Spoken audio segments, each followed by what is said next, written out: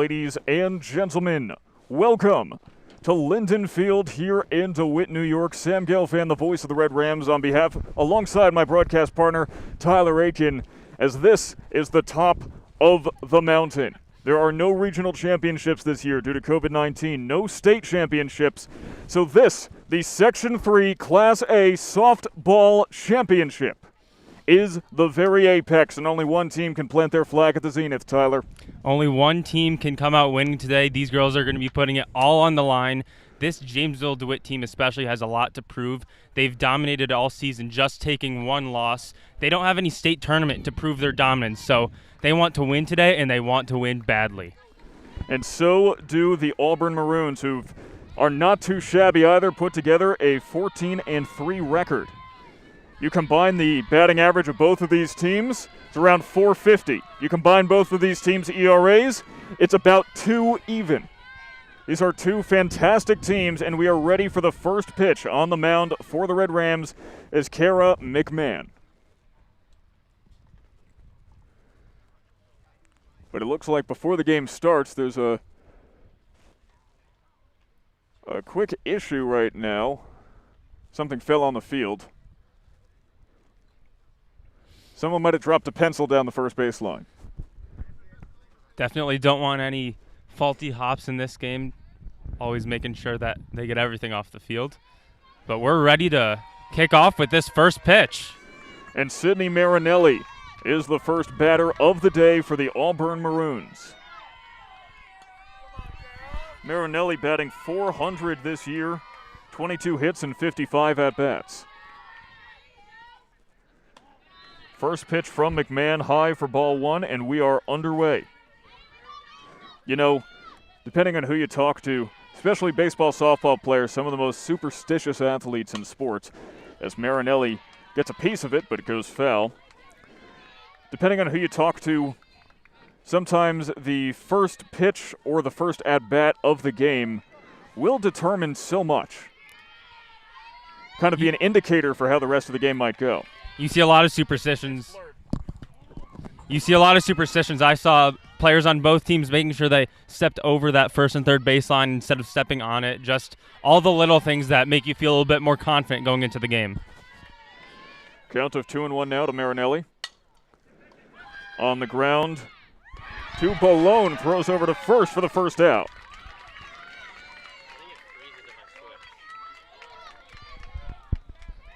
And the Red Rams just so clean and efficient on this infield. I've seen very little bobbled ground balls since we've been broadcasting this team, and they get it over to first base in a hurry.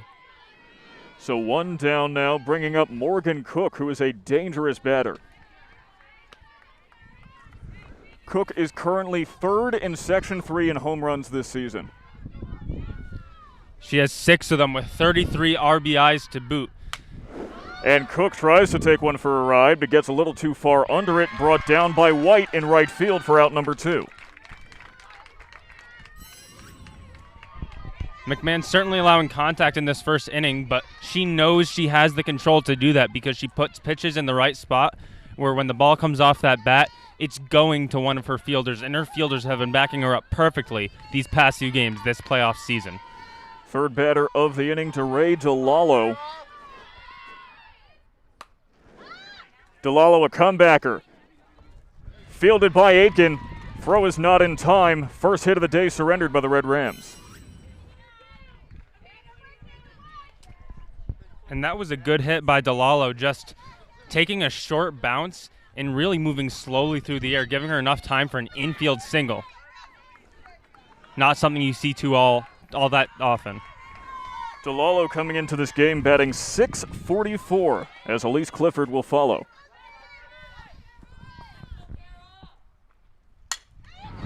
And Clifford hits one into left field over the head of Zumble.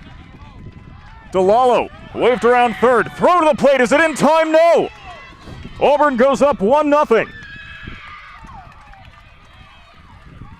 And what a hit by Elise Clifford. Just rocked it right over the head of Zumble in left field. A lot of power behind that hit and good base running by DeLallo to make it all the way from first to home.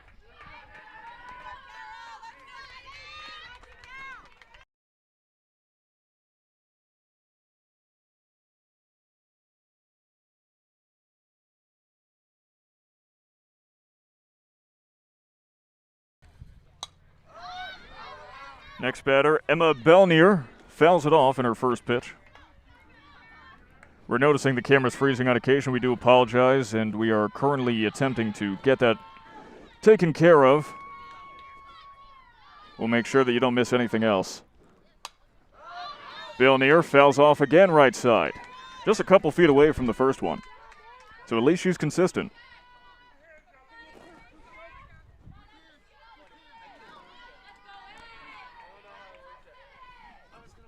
McMahon is certainly not used to surrendering runs in the first inning or surrendering runs in general, as the third pitch is low. McMahon with just a 1.64 ERA in the regular season.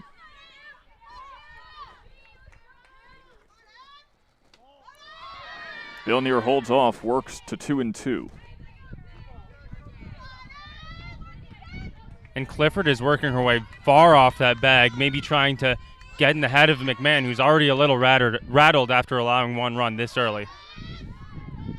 Well, we'll see just how rattled she stays as Belnier popped up a collision. That is runner interference. And that will be out, and that will end the inning. Red Rams really happy to get out of that inning after allowing one run, but we saw them surrender 2 runs to go down 2-0 on Tuesday, and they rocked back with 13 straight runs. So the Red Rams have the offense to compensate. Let's see if they start that off in the bottom of the first. And now we've just lost the camera entirely, it seems, so we'll let you know what's going on in a moment, as we will step away for a moment, try to fix this, and bring you the bottom of the first.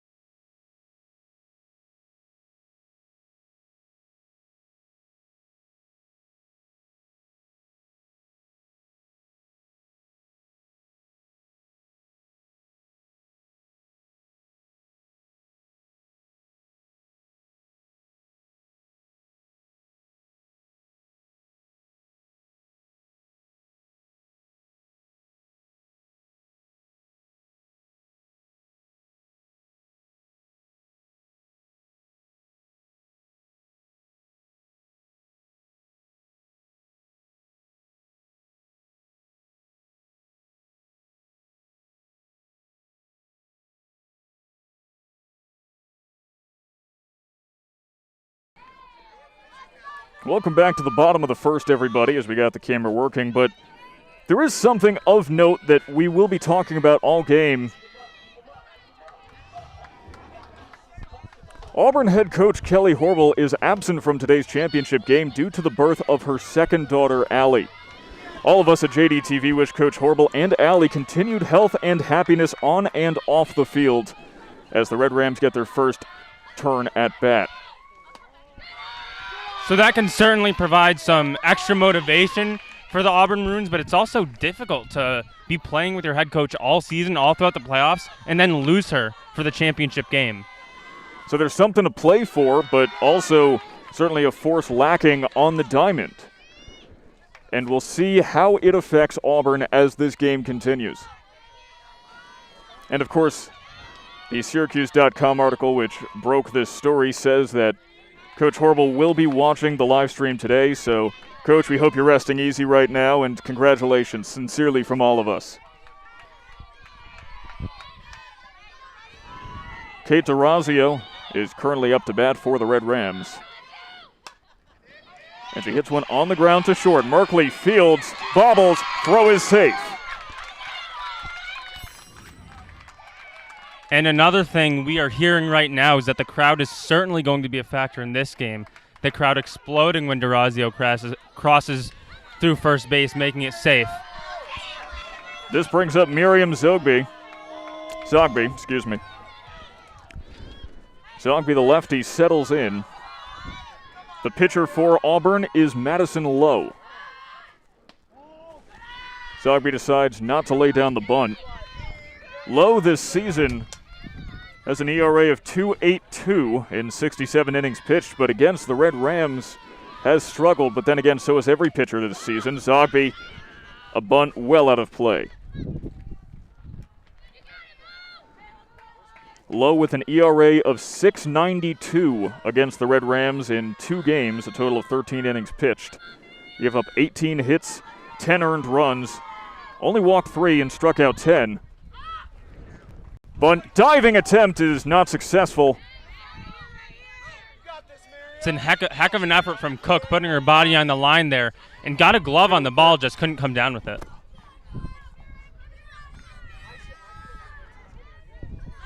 We apologize for the camera difficulties. We're going to get that worked out as we move forward in this game.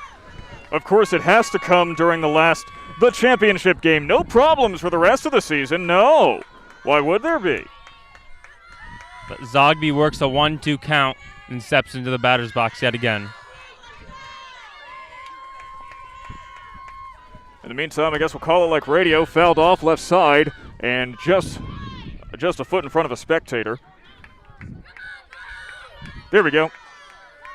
And we've got the camera back as promised.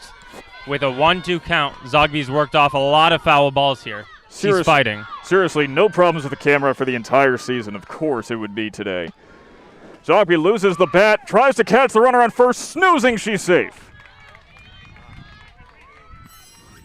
And DeRazio got caught far off first base, but a good job sliding under that tag to get back safely.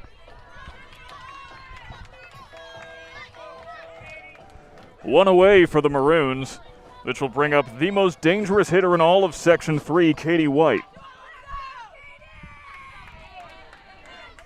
White this season batting .676. Strike, and the runner is safe once again. But Lowe certainly keeping an eye on her. The combination of Lowe and DeLallo are certainly going to challenge this JD team, who's very aggressive on the bases, goes for a lot of steals, might not be able to do that today.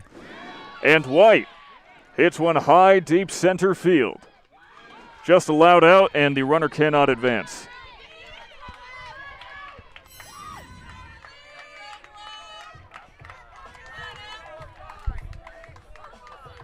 And now Emily Balone steps up to bat. She's been having a postseason of a lifetime. 2 home runs in that quarterfinal game and batting 2 for 3 with 3 RBIs in the semifinal game. She's had 5 hits this postseason, and 4 of them were for extra bases. 2 home runs and 2 doubles, as well as scoring 4 runs herself. In the dirt, runner takes off. Sliding in, she is safe. Snags a bag. And there's that aggressive base running that we've seen all season from the Red Rams, putting DeRazio in scoring position with Balone at the bat. That means trouble for the Maroons. DeRazio with a little successful base path larceny. 1-1 count. Make it 1-2. White there swinging at that ball a little high. Lowe is pitching very well and putting enough speed and motion on it that these Red Rams batters don't have enough time to really see that pitch. 1-2 to Balone. Strike 3, only the second time this season that she has struck out. And Lowe having a heck of a first inning, really working those corners and even outside the corners, and the Red Rams are pitching at balls that are certainly not strikes.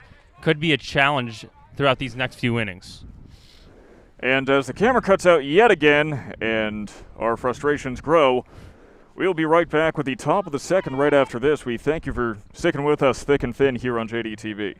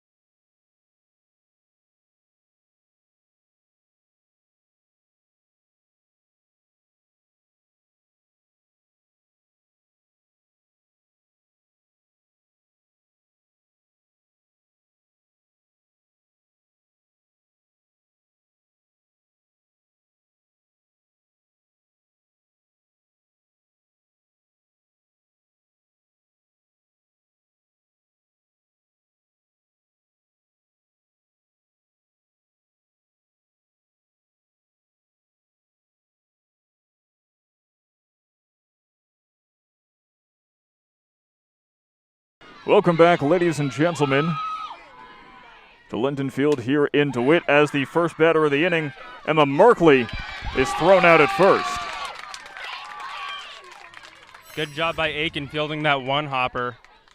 And like I said in the first inning, if the ball is in the infield, this JD defense does a great job in stopping no matter what comes to them. And now that'll bring up Abigail Carr, the second baseman. McMahon really needs to get a few outs in this inning and try to wipe off giving up a run in the first off of her mind. Exactly. All pitchers need to do is focus on one batter at a time. A lot of pitchers will focus on what they did in the past or even focus on runners on base, but all you need to do is just worry about what pitch you're going to throw next. And McMahon has thrown no shortage of them over the season. 88 innings pitched coming into this game, at least in the regular season. Carr on the ground, right back to the first baseman, and Ann Cohn able to put her away easy.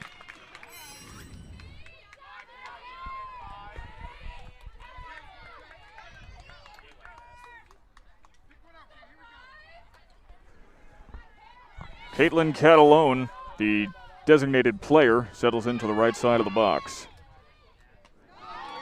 Way in front of that. An effective off-speed pitch from McMahon. And we were talking last game about her ability to vary up her speeds has served her so well this season. Catalone right back to Aitken, who brings it down for out number 3. That's 3 batters, 3 quick outs for the Red Rams, and that's exactly the type of inning they needed to move on from the first and get ready for some hits coming up this inning is what they want. And that's the end of the top of the second. We'll be right back with the bottom right after this.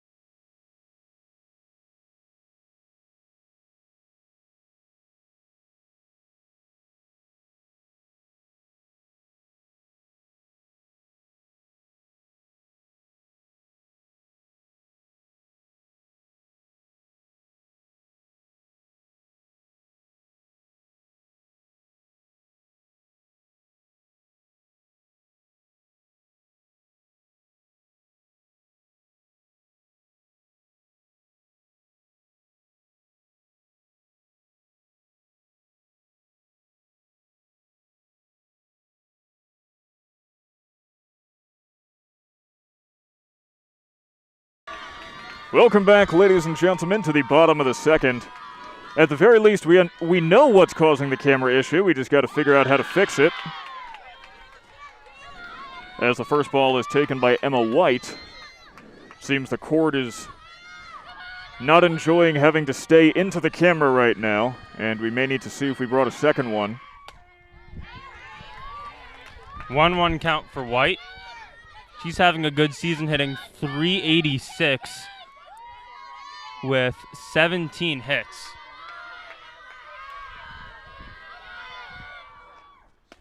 White swings and whiffs at the second pitch.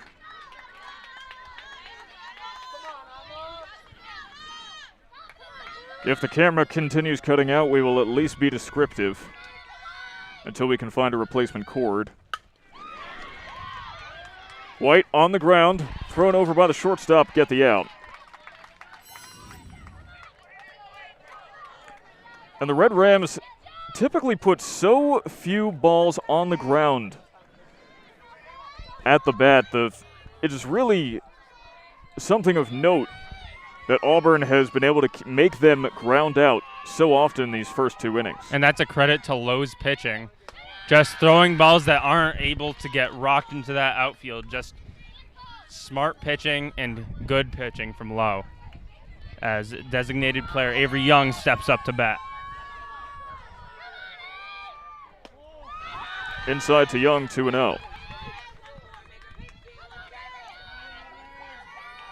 Yeah, I believe we do have a replacement cord somewhere, so we'll try to get that in between one of these half innings.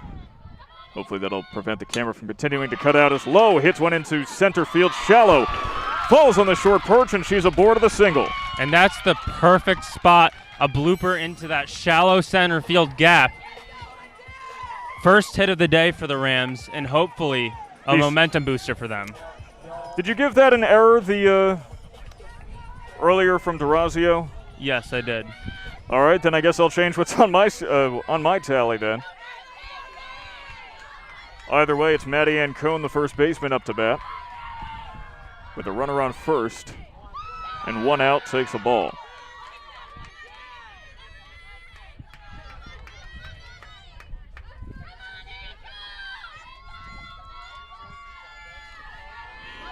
Don't forget, ladies and gentlemen, we have a comment section here, which we are taking a look at. You can follow along, and if you have anything to say about this game, any opinions, or if you just want to wish Coach Horrible congratulations and success in welcoming her new daughter, please feel free to sound off in the comments as Ann Cohn pops it up. Second baseman calls for it, brought down by Carr. And Ann Cohn didn't get a hit there, but props to her for being potentially one of the toughest members of JD Athletics, taking a ball right to the face in that game on Tuesday, that quarterfinal game, and she got right back up and played the rest of that game. It was really incredible as Amanda Aitken peruses to the platter, pitch from Low, inside ball. The Rams have one runner on first, and they cannot afford to leave any stranded in this game.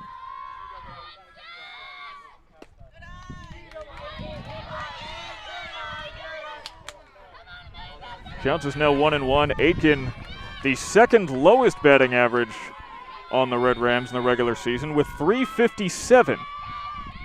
Shows you just how dominant the offense has been as Aitken on the ground to third. Throw over from Cook is in time, ending the second inning.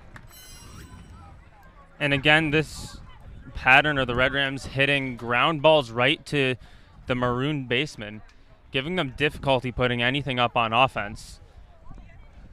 And that could become an issue as they're still down 1-0. Need to get something started, some sort of spark plug over these next few innings. We'll see if they can find it after this. Sam Gelfand and Tyler Aitken for JDTV. We'll be right back.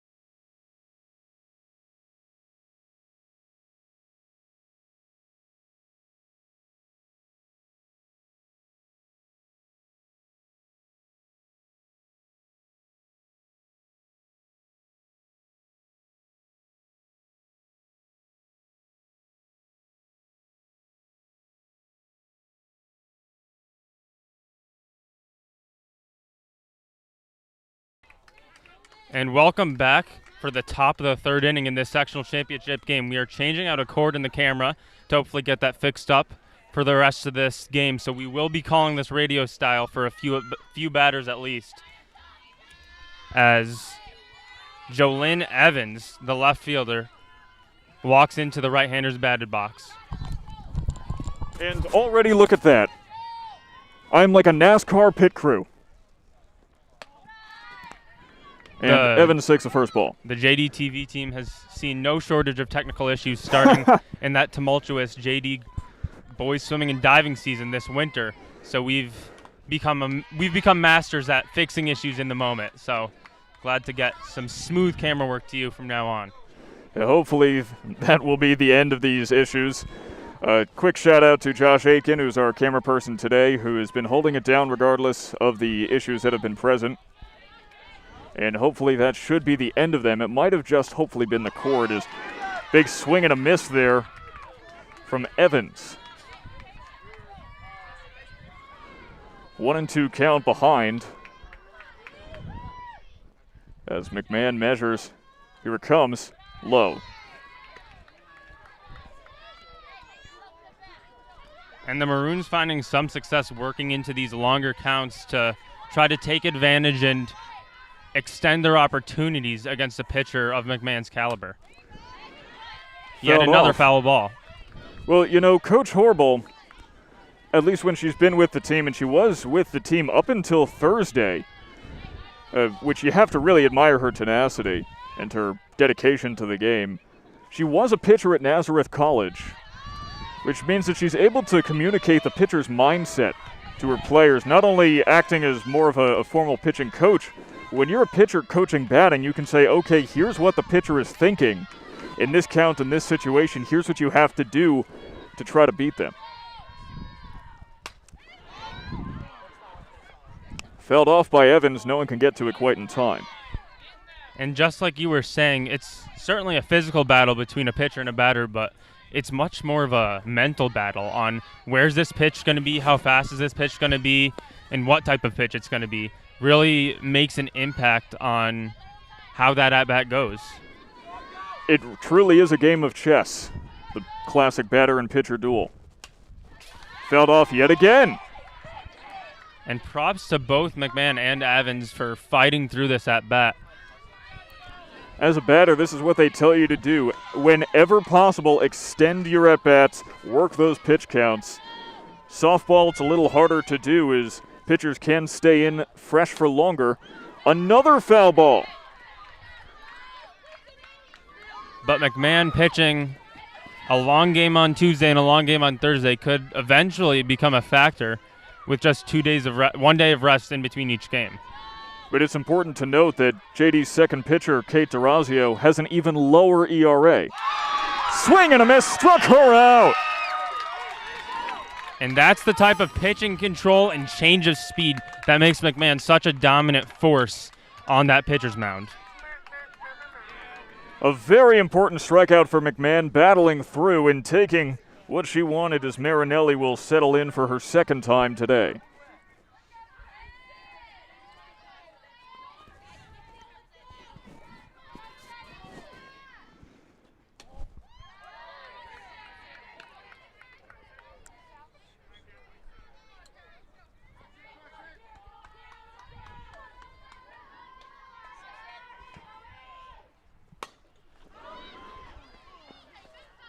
Marinelli fouled on the left field line.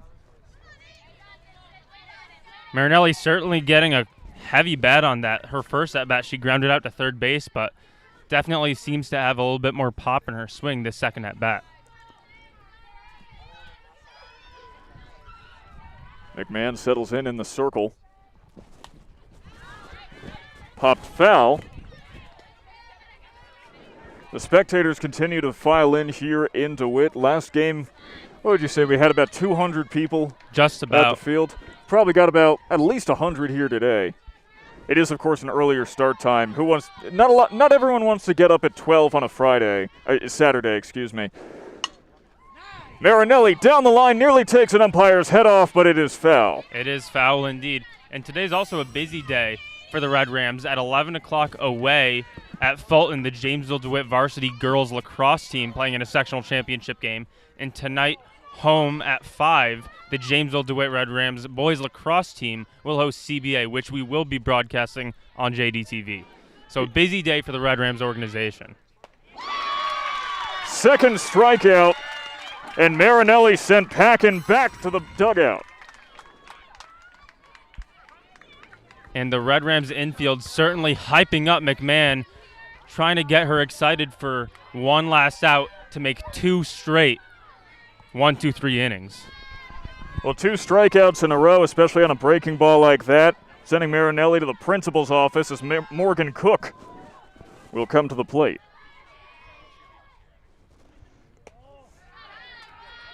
Cook watches the ball go low. And of course, not everyone wants to come to the ballpark at noon on a Saturday, and not everyone wants to watch, so we appreciate all of you at home watching this right now.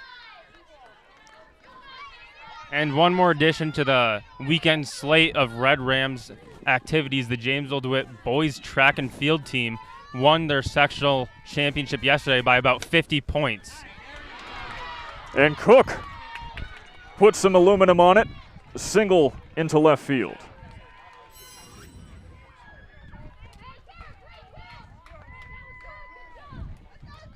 Third hit of the day for the Maroons. DeLallo coming up to bat. Had a single her first at bat and definitely has some wheels on her. She was the one that went from first to home, on that double in the first inning.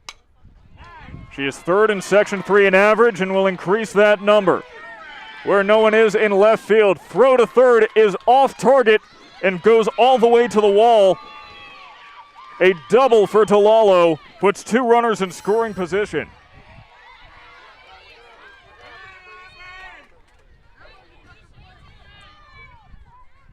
The Red Rams 2 outs, 2 strikeouts to start this inning. Now 2 straight hits. They need to put a stop to this now, but it will be a challenge. Elise Clifford steps up to bat, who had an RBI double in her first at bat.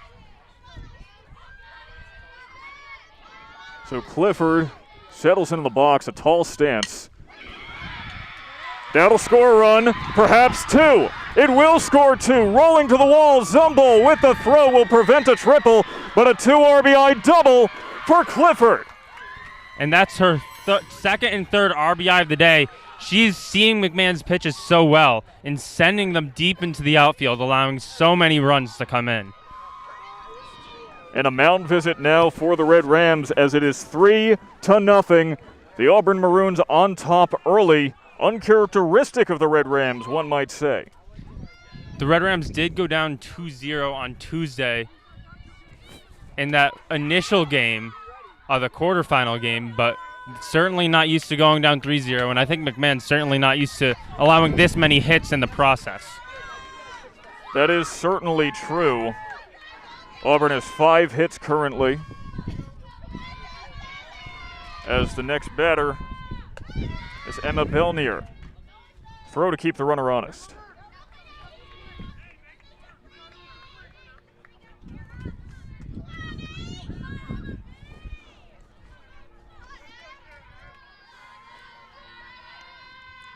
McMahon wheels and deals. Belnier, right side now, varying up that contact. Misplayed by White. Another run will score. RBI single for Belnier. And the Red Rams allowing 3 runs in this inning. They need to get out of this now, or the cookie could start to crumble. Well, it's a lot more palatable when there's only a runner on first instead of runners in scoring position. So the Red Rams are going to want to take a bite out of this inning and nip it in the bud, and Emma Merkley is their next chance.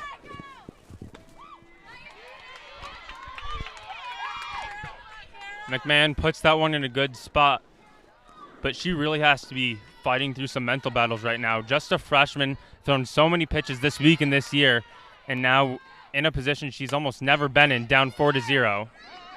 Bobbled by the shortstop, DeRazio, who is called by Coach Cantor the best defensive player in JD history, commits an error.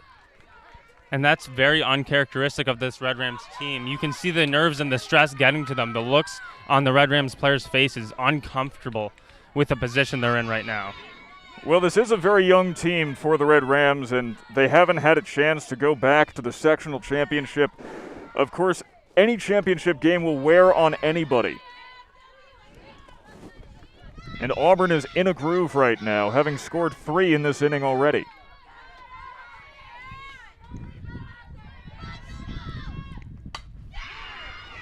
Off the glove, and that's a fair ball. And Cone couldn't play it. Throw home. What a laser beam. Got her. No chance. That's what you got. That'll end the inning. And that was a great play. The sister-to-sister connection there as Emma White darts out. Bell here at home. A good throw to get the Red Rams out of this inning, and an electric play to hopefully spark their offense. And Cone did her best, but White did better. The bleeding is stopped at 3 this inning. We head to the bottom of the third. It is 4-0. Auburn in the lead over the number 11 in New York State, Jamesville-DeWitt Red Rams. We'll be right back after this.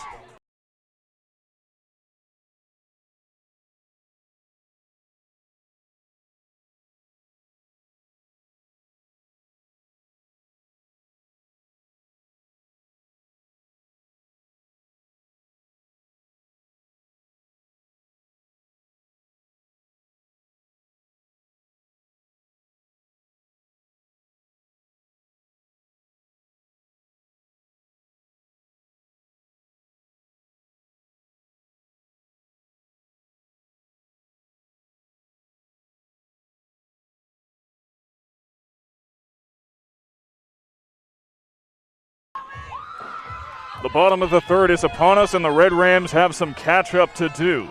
Not something they haven't done before, but they certainly wish that they didn't have to. But McMahon, after having a difficult few first innings pitching, gets a chance to help herself in the bottom of the third. McMahon batting .396 this season. Low wheels and deals right back towards us. There's not a lot of room in the backstop here. Doesn't matter how many games you've broadcast, when that ball comes flying back at you in just 10 feet, 2 feet away from the fence, you're going to flinch. Well, there are certainly parks, as McMahon misses the second pitch, there are certainly parks with more foul territory.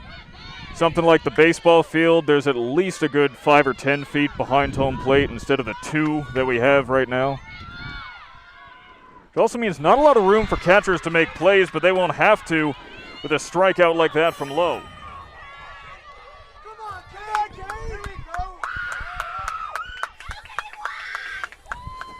And now Kate DeRazio, who reached base on an E6 her first time up, will come up to bat, batting .545 this regular season. Takes one on a line right field, off the glove. It'll be another error as DeRazio is heading for third. Slides in safe, the throw is off, but she will not take off for home. And as you hear the crowd roar with excitement, that's the type of play that could give this JD team a little bit of a boost mentally. They just need to mentally attack this game with a little bit more aggression, and they have a chance to get back in it. Down only 4 runs with their offense, they've got plenty of time to come back. An E9 puts a runner on third base, and there's a mound visit now for Auburn. DeRazio takes 3 bases, and that is a testament to her incredible speed. Certainly a little bit lucky there with the right fielder not getting it, but putting the ball in a difficult spot to catch is one thing. And also, a lot of runners would just take 2 bases there, but DeRazio getting all the way to third base, just giving that Red Rams team a little extra boost and giving herself an easier job later to get home. Stretching doubles into triples. That's the mark of a professional hitter. And now it's Miriam Zogby. The energy is returned to this park. First pitch ball. Zogby also a member of the cross-country team, as well as varsity basketball. The storied JD girls basketball program. The JD girls basketball program certainly has the history, but this JD girls softball team has been the team of the year for JD Athletics. Undoubtedly. As Zogby lays down the bunt, it rolls foul. Even a team like boys lacrosse, which we're going to see later today, actually might as well throw up the promo while we're talking about it. You'll be able to see that game at 5 p.m. right here on JD TV, and we hope that you join us for it as well. Even a team like that, they're what, 15-2? More losses than the softball team has experienced this year. They have, and they've played a lot of talented, bigger schools, but so have the Red Rams softball team, and this softball team has been dominant in every single win they've had this year. I believe their closest margin of victory is 4. Failed off. Well, I can't tell you what their largest margin of victory was this year. For Auburn, it was 24. They beat Fulton 26-2 back on May 21st. But a final score I have never seen in my life, 37-0. JD beat Syracuse City in their second-to-last regular season game. Full count fouled off by Zogby. Even in a football game, 37-0 would be absolutely dominant. But in softball, it's unthinkable. Keep in mind, the Major League record was, for a while, at least 21 runs. Red Rams pushing to double that number in that game against Syracuse City. Strike three, Zogby down.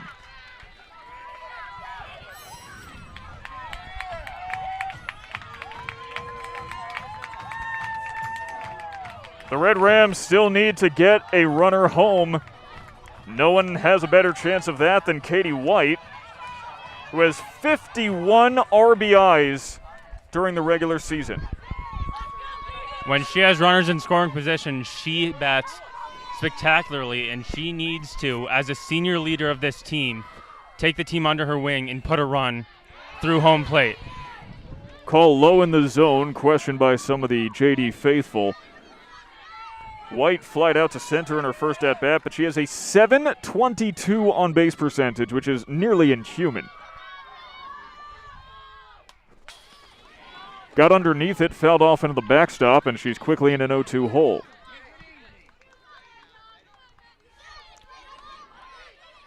White here taking a little bit of extra time preparing for this pitch, and this could be a pivotal moment in the game. Approaching halfway through the game, Red Rams still don't have a run, and 2 outs, 2 strikes here. White needs to make something happen. Into left center field, runner jogs home, and dropped by the center fielder Marinelli. White to second, and she takes off for third. And called out, tried to stretch a double into a triple. She's not happy about it. We have an injury. And the Rams will score a run here. But Morgan Cook, the injured third baseman, that is the story here, as the slide from White. Well, we'll take another look at it.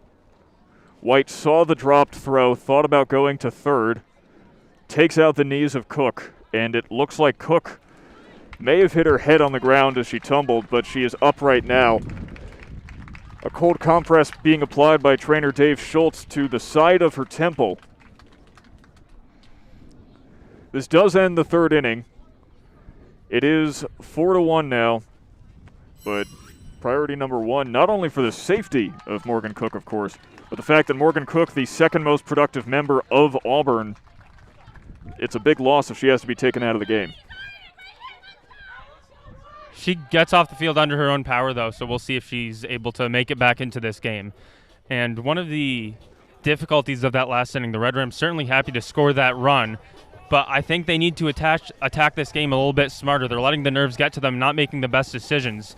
White there could have stayed on second base, been in scoring position, and allowed for Emily Balone to potentially hit her in.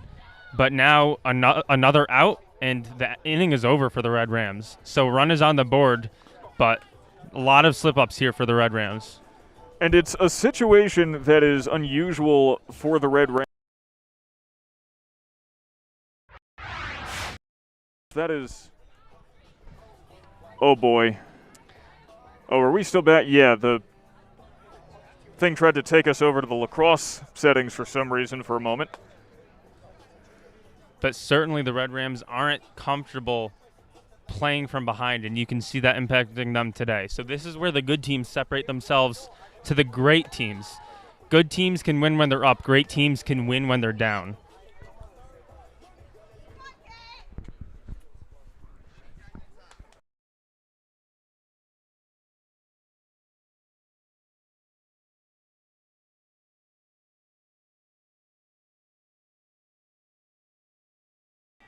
We return with the top of the fourth here.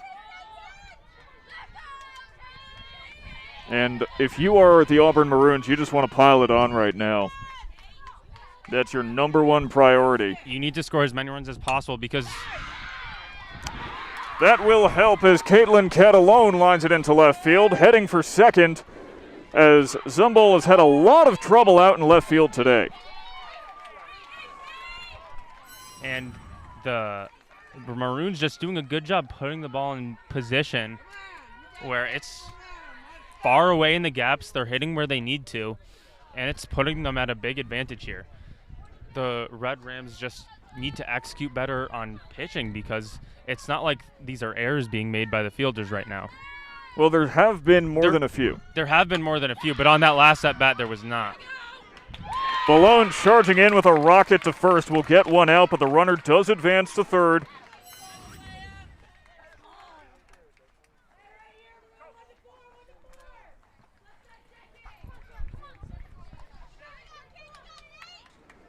One out and a runner on third now for Emma Merkley. But one thing the Maroons really want to do is score as many as they can, because although the JD offense has not been as prolific as they usually have been, they could strike at any time. A flip of a switch, this Red Rams team could put up 7 or 8 runs in an inning. So the Maroons cannot be comfortable with this lead, although the Red Rams clearly aren't comfortable as well. 0-1 pitch, drops into right, takes a funny bounce. Another run scores.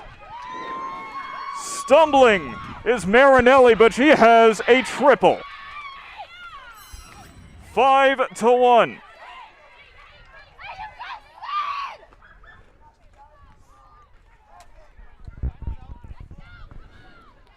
The Auburn Maroons doing their best to put together a birthday present for Allie. And you can feel the tension slowly rising in this stadium. The fans getting quiet, the coach speaking up. The Red Rams are just not comfortable with this whatsoever. It is highly unusual for them to be in a situation like this. The Red Rams, easily the most dominant team in the entirety of Section 3. They're ranked number 11 in New York State. How often does the number 11 team in the state fall 5-1 in the 4th inning? Not that's often, that is for sure. But McMahon throws a heater in. First pitch strike now on Morgan Cook. Was back into this game after a quite the scare on third base. And Cook tries to vent her aggression, but it goes well foul. If that was fair, though, that would have been hit a mile. Launches that one into the next dimension. And if that was straightened out, that for sure would have gone over that home run fence. 0-2, runner on third, one out. Cook blasts it right field, and off the heel of the glove of White, a run will score. And she is safe on second. E9 makes it 6-1.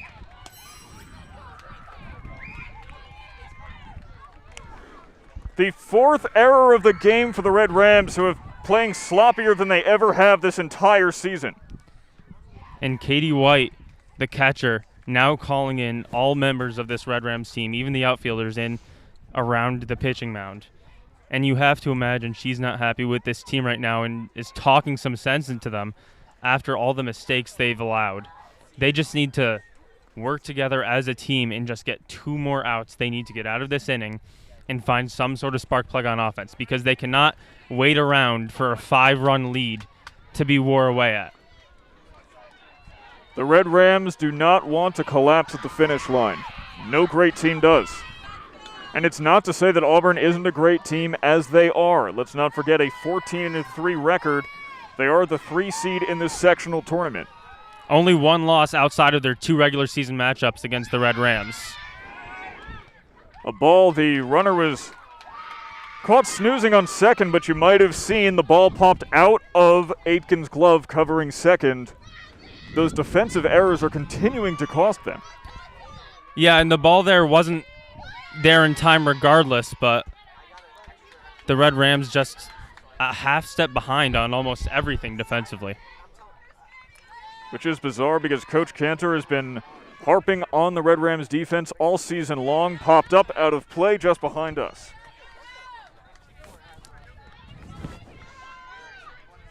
And let's keep in mind, Delalo up to bat, a single and a double in her previous 2 at-bats.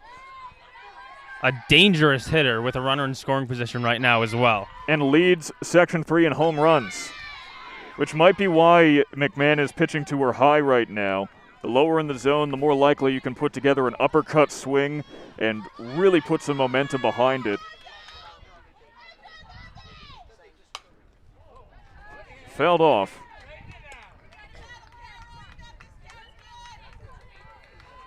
The Red Rams are 10-1 at home. They are in an 8-game winning streak. Auburn, admittedly, on a 7-game winning streak themselves. Low, and that's a walk. McMahon does not surrender many of those. She does not. That was just her 18th walk allowed on the season and her first of the day. Elise Clifford now is the batter. Doubled and brought home a couple runs last time. Ball is high.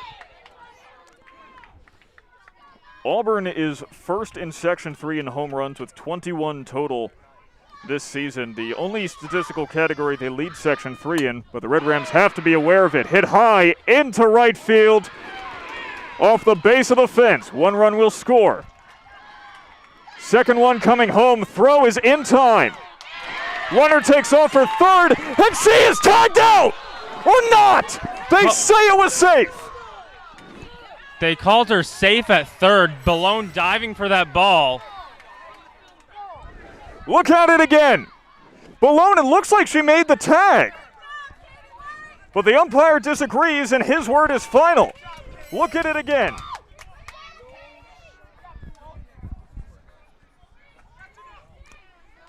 It does look like she did apply the tag when she was on the ground, but perhaps the umpire is saying she did not have full control of the ball at the time. That's the only rationale I can imagine.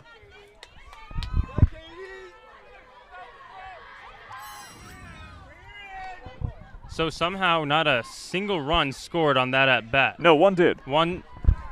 Did Cook score on that? Yes. Lead runner did score. And that's 3 outs.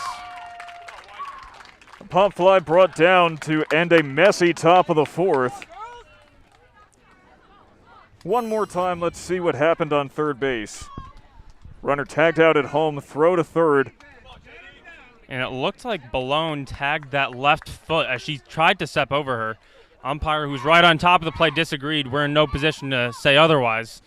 But 7-1 with 9 hits for the Auburn Maroons. That umpire, Dan Brightback, perhaps a better eye than us. At least he had a better vantage point. So we'll see what happens in the bottom of the 4th right after this.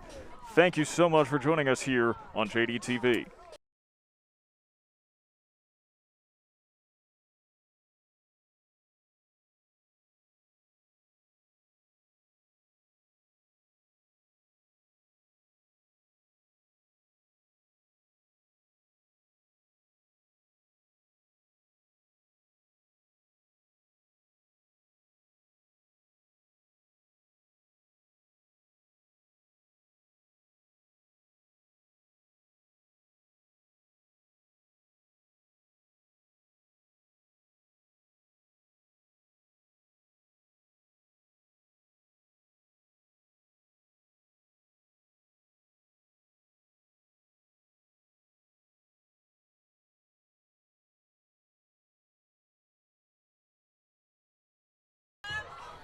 The Red Rams in dire straits here. Sam Gelfand and Tyler Aitken for JDTV.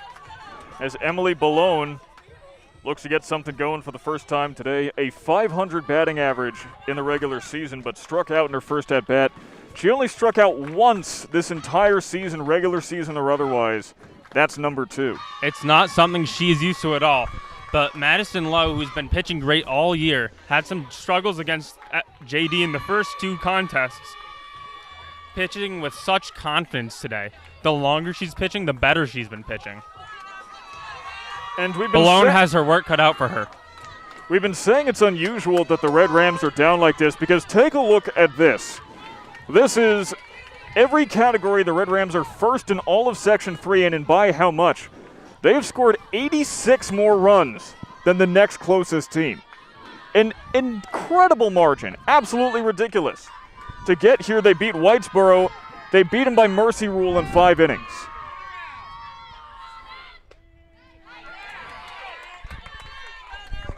The Red Rams usually outscore their opponents by a wide margin, and currently they're seeing the same applied to them. Balone takes 2 strikes in a row, quickly in an 0-2 hole, and she has her work cut out for her even more now. In the worst position you can be as a batter. Balone not a fan of choking up on the bat, and she gets aluminum on it. Could be enough room. And dropped by the first baseman, Clifford. And what a relief that is for Balone. She's getting a second chance here, which doesn't happen much in the game of softball. She needs to take advantage and do something with that mistake. Auburn has 3 errors in comparison to the Red Rams 4, but Auburn has turned that into 7 runs. The Rams have turned it into just 1. Taking advantage of mistakes has been what's been the biggest advantage for Auburn today. Balone also, that's the first time she's gotten contact with the ball today. That could increase her confidence, and it gets her eye in better shape as she lays off the first ball. As always, if you have an opinion on this game or how it's going so far, let us know in the comments section. We have it up right next to us, and if you like what you say, might even read it out on the air. Low fires high, 2-2. The Red Rams bench not only getting fired up, but signaling to the crowd, come on. They're looking for anything that they can to boost this team, whether it's a hit, some loud cheering, or a good out.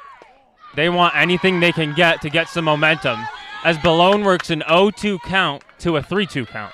Balone might have the best eye in Section 3. Second in walks in the entire section. Chopper on the ground. Misplayed by the third baseman, Cook, and Balone is safe on first. And that's 1 runner on, but just a small start as the Rams still down 6 runs. Like we said in that quarterfinal game, when you are down by this many runs, you need to focus on one batter at a time. Don't look at that scoreboard, just focus on what you need to do in that moment. And now it's Emma White, who's batting .386 this season, ball in the dirt. White, the sister, of course, of Katie White, who's a more prolific hitter, but that doesn't mean that Emma isn't in her own right.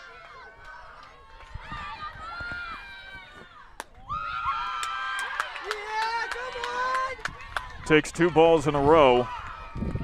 And Cook starting to have some control issues as she's thrown about 6 straight balls.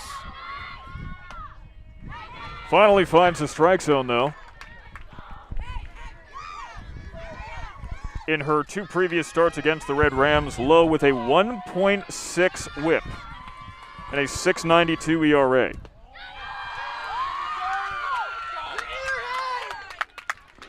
The crowd coming alive as they feel this could be the turning point for the Red Rams. You've got fans being loud, a big student section over here to the left of us, and plenty of parents, grandparents, aunts, and uncles alike. Strike 2, though, full count.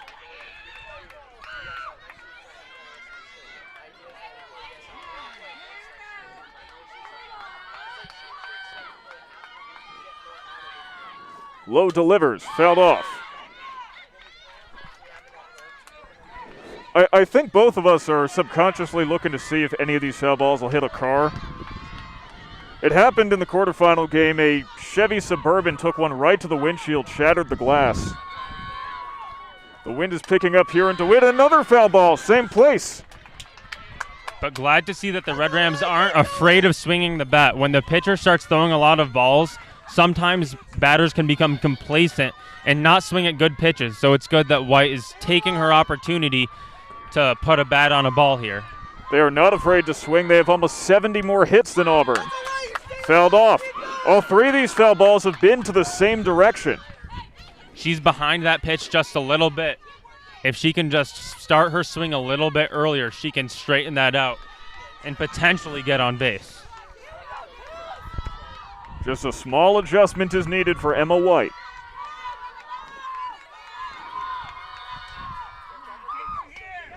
Swing and a miss, strike 3.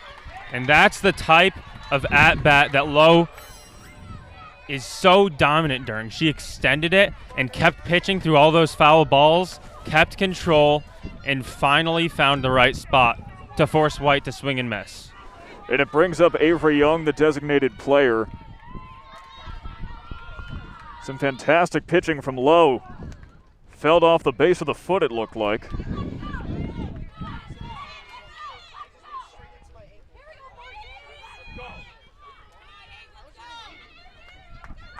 The Rams still looking for a spark plug. Getting on base today mostly on errors and walks. Not many clean hits so far. Felled off into the backstop.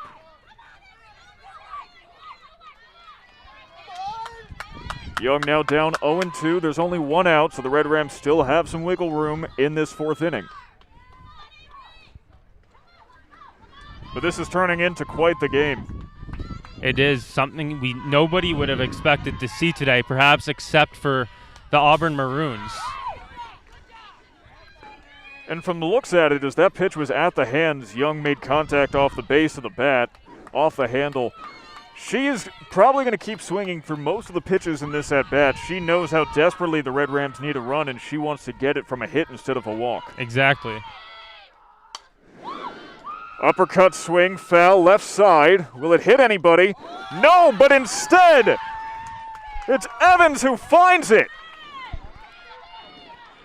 And but by the way, runner swipe second. Good heads up by Balone to get over to second into scoring position. But what a catch by Evans out in left field. Phenomenal. Most people wouldn't have even tried to track it. So now Maddie Ann Cohn steps up to Fergalicious, as we're hoping that this song won't get copywritten. Yep, the umpires have a conference, and they say that Balone was entitled to steal second base. She waited, tagged up, and got over to second. Didn't go too early. She'll keep her position. So now Maddie Ann Cohn watches the first strike go by. If you were watching the first softball broadcast a few days ago, we had a bit of an issue as the microphone on our camera picked up the walk-up music. It earned us 12 copyright strikes and a global takedown request. Had to get some stuff muted in order to put it back up on YouTube for the replay, but it is up now if you wanted to watch that. Of course, wait till after this game. Wait till after this game. Don't go anywhere, because you're watching just the second game this year where the Red Rams have been in this grave danger of losing. They can't come out of this inning empty-handed. Bottom of the 4th, down 7-1, and already 2 outs. They have been stretching this inning for all it's worth, working these pitch counts against Lowe. As Ancone takes a mighty hack and has nothing to show for it. So their thinking may be, at the very least, even if they don't get anything together this inning, they are tiring out Lowe, and if she is not replaced with a fresh pitcher later into the game, they could score more later on. That's very true. In sports, you got to look for the silver linings. That the Red Rams need to be looking for all the silver linings they can. If they get too down on themselves, they'll just dig themselves in an even bigger hole. Now Ancone settles in. Off the handle, fouled off. Almost hit it right into the table where the trophies are being held for after this game. How do you think everyone would have approached Ancone if she broke everyone's trophies? I feel like they probably wouldn't be too happy with that, but before JD worries about the trophies, they need to worry about getting on base. Ancone rips it foul down the first base line, but close. And no need for hero ball here, just a single, get on base. Got to play some small ball. Play some small ball. No need for hero ball down 7. Just got to be consistent. That's all the Red Rams need to do. Full count, 2 outs, runner in scoring position in the bottom of the 4th. Inside to Ancone, ball 4.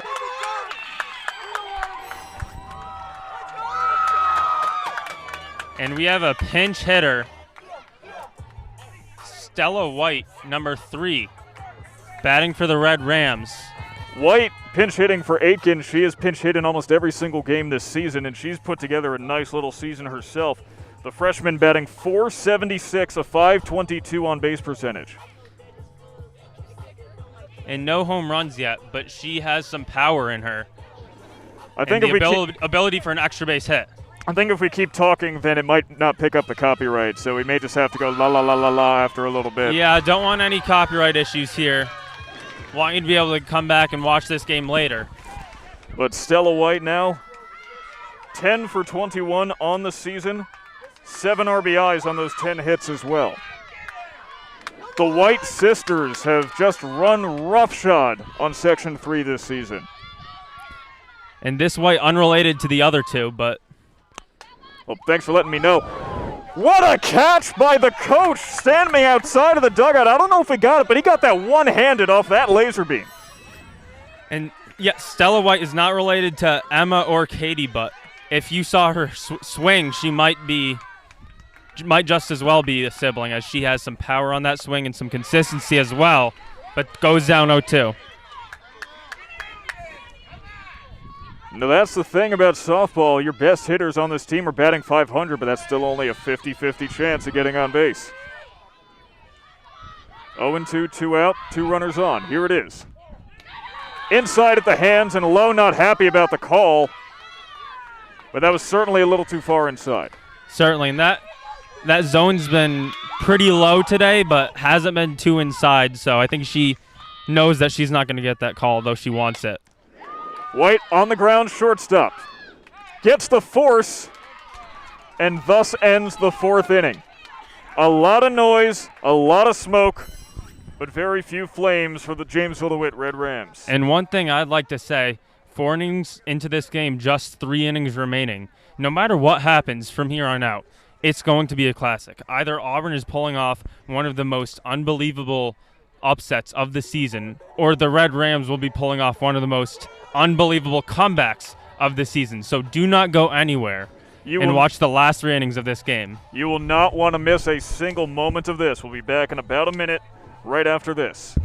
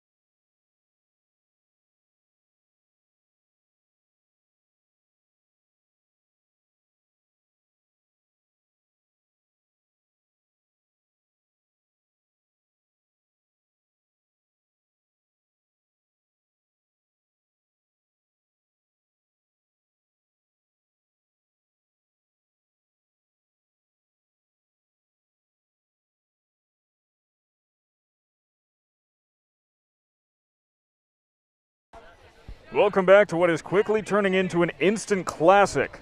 Here in DeWitt, New York, Sam Gelfand and Tyler Aitken here for JDTV. As Emma Merkley will settle in for the Auburn Maroons. The Red Rams down by 6. Auburn trying to pull off the upset of a lifetime.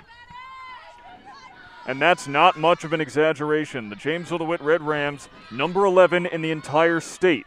Only 1 loss on the entire season. The 1 seed and the undoubted favorite to win this game. It's a David versus Goliath situation, but Goliath is winning 7-1 in the top of the 5th. That would be David. David. Goliath lost. He was the big one. Goliath is the big one. Pardon me. Getting my facts mixed up. My 10th grade English teacher, Joe DeChick, would not be proud of me right now. Gonna have a refresher back in Sunday school. 2-1 now, the count from McMahon. And I feel like I say this every inning, but the Red Rams don't have much more time to sit back with this 6-run deficit, and they certainly can't afford to allow any more runs here. The Red Rams only have 9 more outs to work with. 3 innings might seem longer, but when you realize 9 outs, that's only 9 mistakes you were afforded. And they put up 6 runs in an inning on Tuesday, so it's certainly possible. But McMahon walks the first batter she sees, puts a runner on first right out the gate. If you're Coach Jeff Cantor, you have to be thinking to yourself, when do I go to Kate DeRazio? I think it's certainly on your mind, but with the amount of errors we've seen in the field, I don't know how much she can do to change that. Bunt laid down. Get the out at first, but the runner is moved.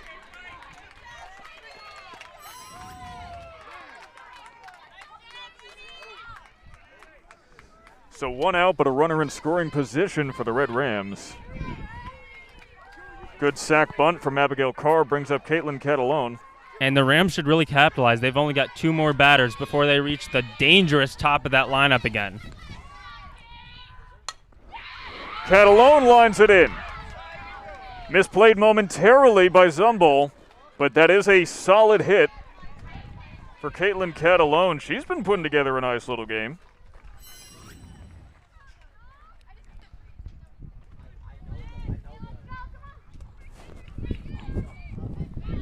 And now Jolynn Evans steps up to bat with a 1st and 3rd situation and just 1 out.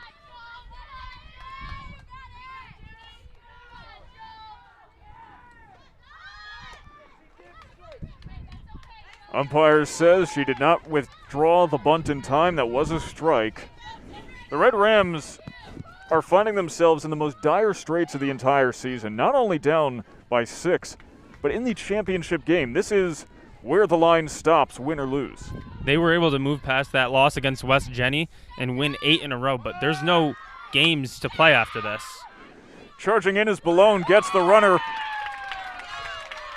And Balone doing a good job of waiting and looking that runner back to 3rd, still getting the out at 1st. Perfection on defense by Balone. Of course, there's now 2 runners in scoring position, but the Red Rams will take it to get that out. Jolynn Evans moves the runner and brings up Sydney Marinelli, who is 1 for 3. 1 for 3, but with a triple just last inning. First pitch ball. The Red Rams have been doing their best to settle down, but Auburn has been gnawing at them little by little.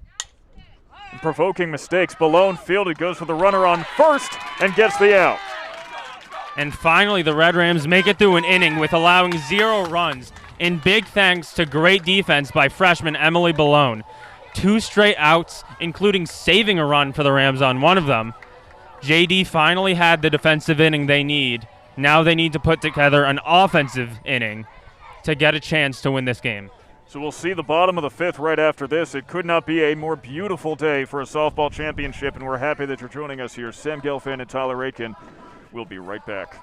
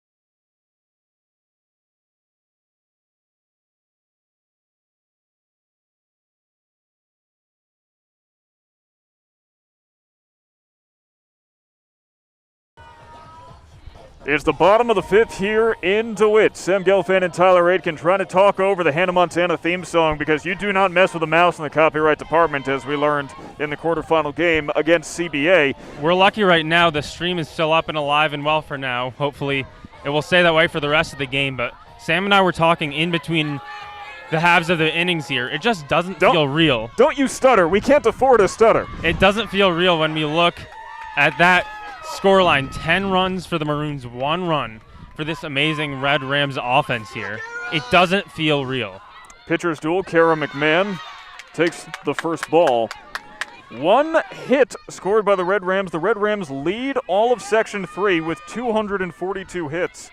Auburn only 172.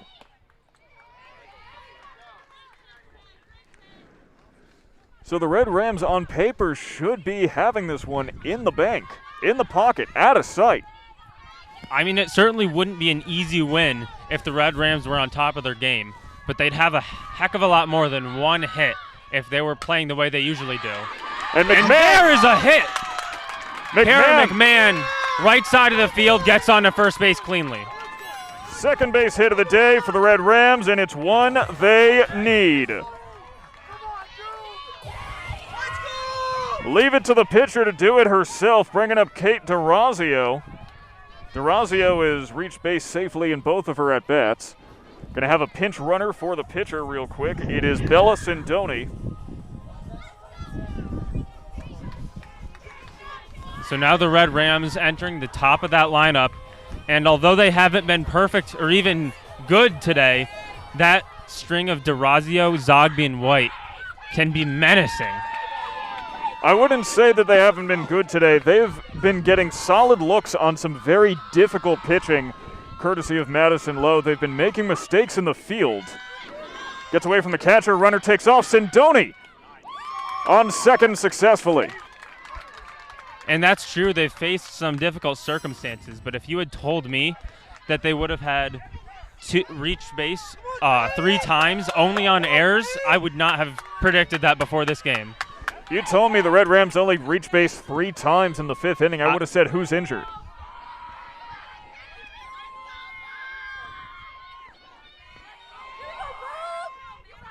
So Sindoni to second. DeRazio into the parking lot. And DeRazio swinging for the fences.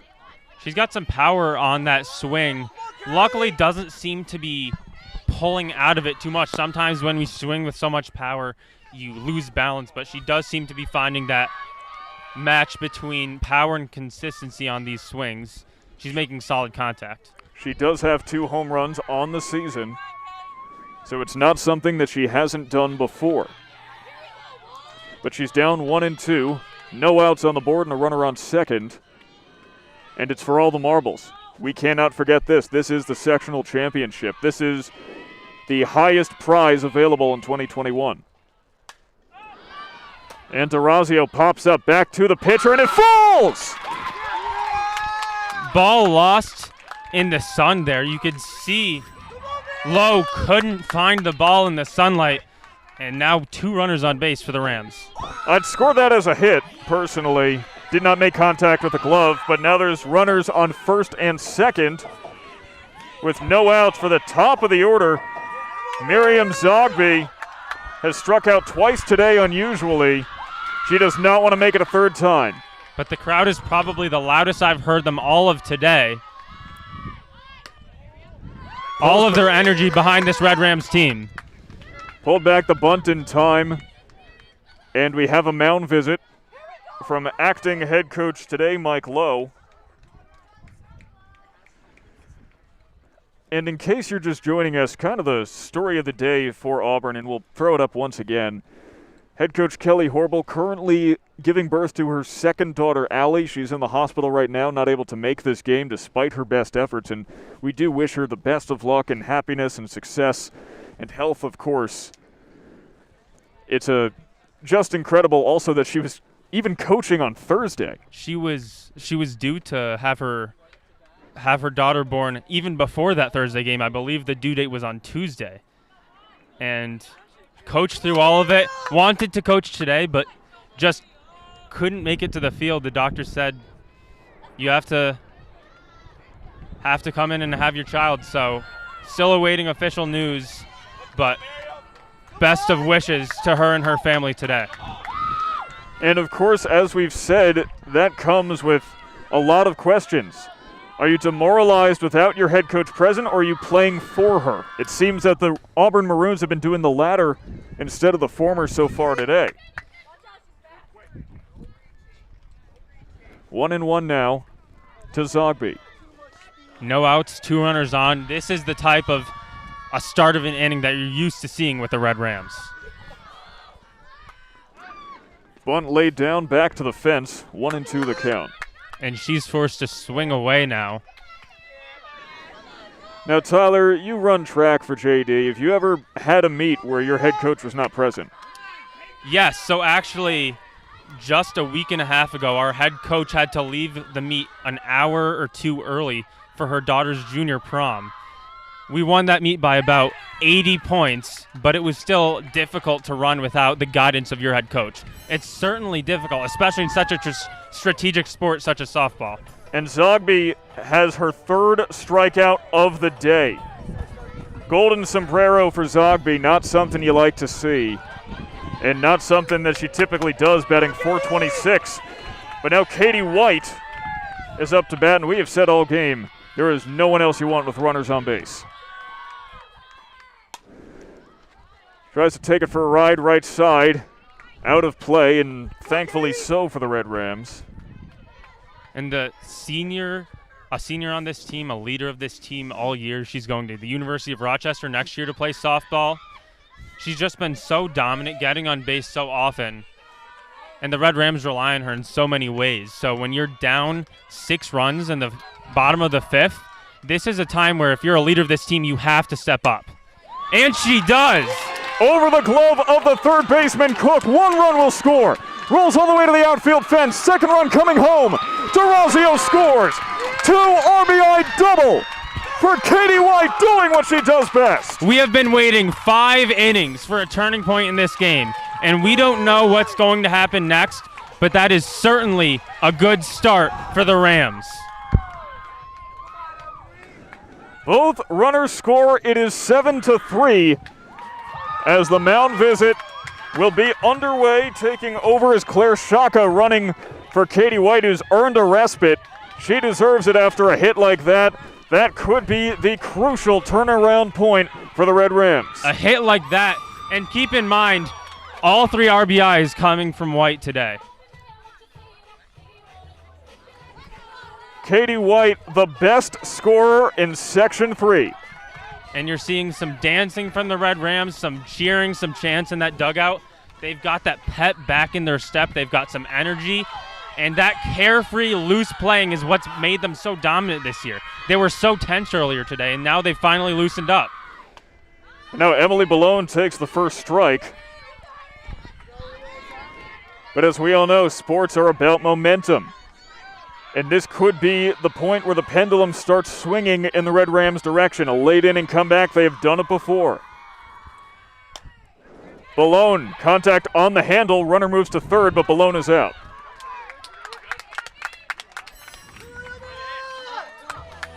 Red Rams will take it.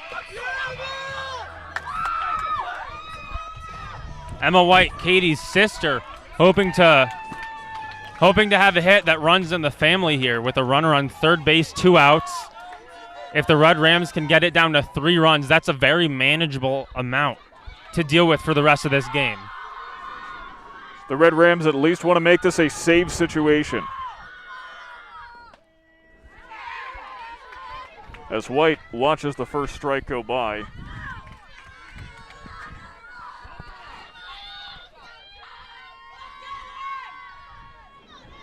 And now White doing the wise thing, controlling the pacing of the at-bat herself.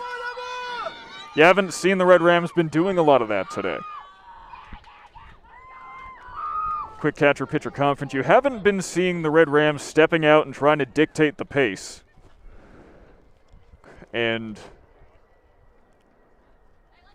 it looks like Madison Lowe is dehydrated, calling for water. And, of course, the weather is supposed to be in the 80-degree range today, so very little cloud cover. It is important that you get hydrated when you need to. Safety, of course, paramount, more so than pace of play. Exactly. And she's earned her rest with the performance she's put up today, allowing just 3 runs in 5 innings, pitching the best she has against Jamesville-DeWitt all season. And, of course, don't forget that after this game at 5 p.m., the Red Rams will take on Christian Brothers Academy in the Class C Lacrosse Championship. You are not going to want to miss this one. Each team fields a 2021 All-American. It's about as high as competition at the high school level can get. Who is it? Kai, and then I forget the other one for CBA. And you know, speaking of, I was actually talking to JD's JV lacrosse coach, and there are certainly some players on the Red Rams who deserved All-American honors as well, such as Ethan Kesselring, who has actually scored more goals than Johnny Kibe, who earned All-American honors. Of course, they play different positions, which plays a role in that, but what it turns out, according to the coach, is that for some reason, as there's an 0-2 count, the All-American nomination process, you have to submit it before the season. And then it's a matter of seeing if they live up to it, which means that someone like Kesselring, who exploded this year, is robbed of the honors. And he's had a dominant season. Kesselring scored 9 goals in that senior night matchup just a few weeks ago. So Against East Syracuse Manoa, no less, on the 25th. But that was then, this is now. Fouled off does Emma White. And we're going to get to see a dominant team like the softball team right onto that dominant boys lacrosse team later today. Such a treat to be able to see so much amazing high school athletic play in one day. And such a treat that this game was moved up to noon. It was supposed to be at 4. Ball gets away. Run comes home, slides safe. Heads up race running by Claire Shaka. Ball gets by, and she is right there at home plate following that. 7-4, it is now a save situation. That 6-run deficit cut in half for the Red Rams, and they're still swinging. So even if they end this inning now, the Red Rams certainly giving themselves the help they need to make this a game. You know, Tyler, you called it. You said this would be an instant classic, and it certainly has been so far.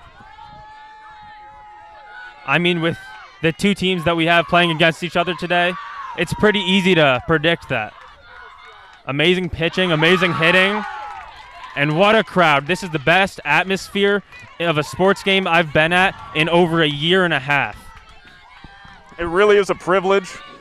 The game was moved from 4 to noon so we could bring it to you, and we're thankful that you're here.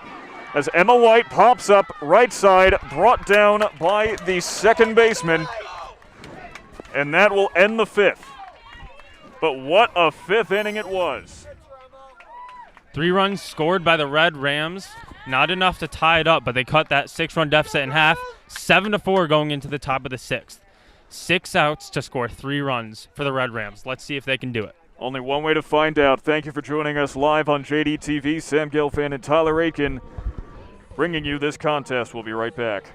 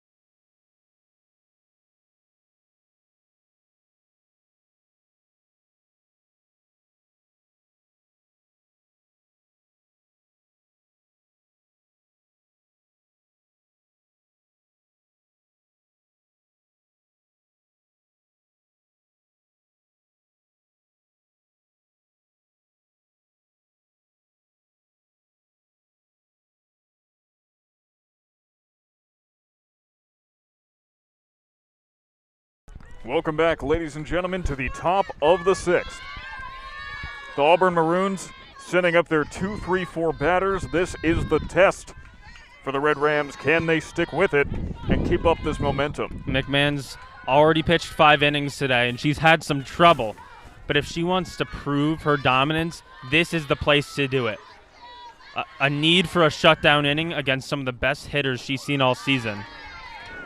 Morgan Cook takes the first ball. Cook this season 3rd in home runs, tied for 5th in RBIs, 10th in hits, in all of Section 3.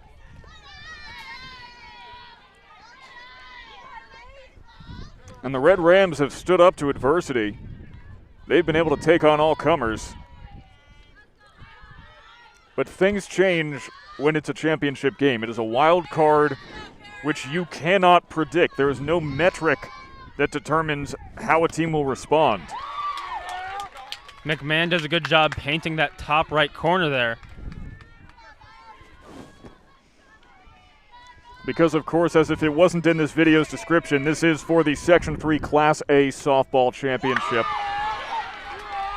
McMahon grooving 2 pitches in the right spot because she doesn't want to throw it right down the middle to Cook, who's eaten up 2 pitches for hits and scores today. But it's 3-2, just barely misses that corner. Like you said, umpire Sam Cook has been calling it low all day. Don't think he's related to Morgan Cook, would you? I would not think so. Yeah, I have to imagine there'd be a conflict of interest, fouled off.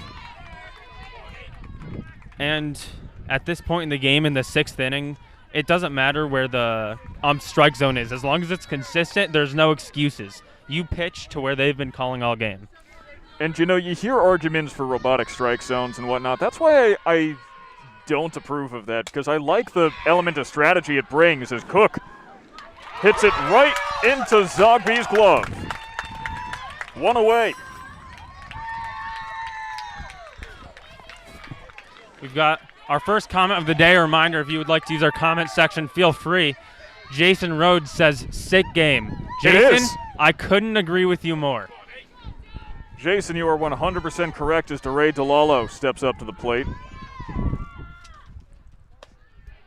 DeLallo's gotten on base 3 times today. A single, a double, and a walk. But as I was saying, I feel like with robotic strike zones, it take away that element of strategy that comes with pitching and the shifting of the strike zone. As DeLallo sends it right into the glove. What a catch by Kate DeRazio. A web gem pulling it down snow cone style. Oh my goodness. Like Spider-Man pulling that ball in from seemingly out of reach. That's a massive play for the Red Rams. And this 5th to 6th inning turn has been a true shift in momentum for the Red Rams. 2 away, 1 more to go. Kate DeRazio flashes the leather at short and brings down the best catch of the day by a wide margin. You know, she made an error earlier, but like Coach Cantor said, perhaps the best defensive player in JD history. Popped up to Ancone, she drops it, but the runner slowed down, throw is not in time. Ancone tried her best to recover from the mistake, but it's hard to throw from an angle like that. And the sun might have gotten in her eyes and just feeling a little too confident looking away before you secure that ball in your glove. And that's a mistake when you're down by 3 runs and having 2 outs already. You can't afford to make. That could cost the Red Rams as Emma Belnier will step up, fouls off for the first pitch. And those like we talked about momentum, that is a kind of thing that can stop momentum in its tracks. So we'll see if the Red Rams recover, then they're all good. It all hinges on this at bat. It does. Any runs scored from here on out in this inning is a massive disappointment for the Red Rams. And he hits as well as Belnier. Hits it into left field. Zumble brings it down. And the Red Rams escape with only one base runner allowed on base. McMahon finding her groove in these past 2 innings. Not a single run allowed in the 5th or the 6th. 6 outs left for the Rams. 3 runs to go. They've got their work cut out from them, but this game is close. Do not go anywhere.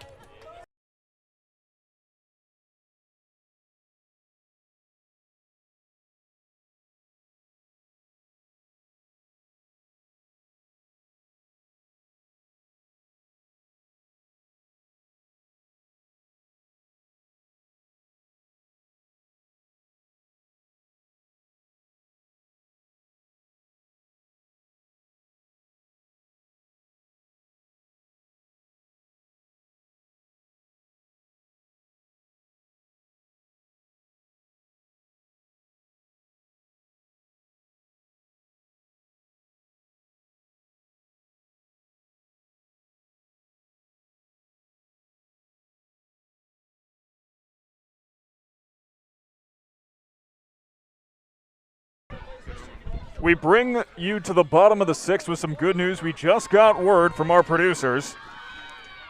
We don't have producers. We just got word that Jamesville-DeWitt girls lacrosse has captured the Class C championship, beating Fulton 10-7 in what I'm sure was an incredible game. Fulton by far the most dominant team in all of Section 3. A lot of players on JD not even sure if they were going to take that one, but they did. The Red Rams upset Homer in that semifinal and then upset Fulton in the championship. They lost to Fulton twice in the regular season. But like they say in the NFL, it's hard to beat a team 3 times in a season. And clearly Fulton faced that issue with the Rams. And Auburn's attempting it right now as they've already lost 2 games to the Red Rams, and they're trying to take game number 3. Think that could be a good omen for the Red Rams as the first sectional championship of the day has been picked up by a JD squad?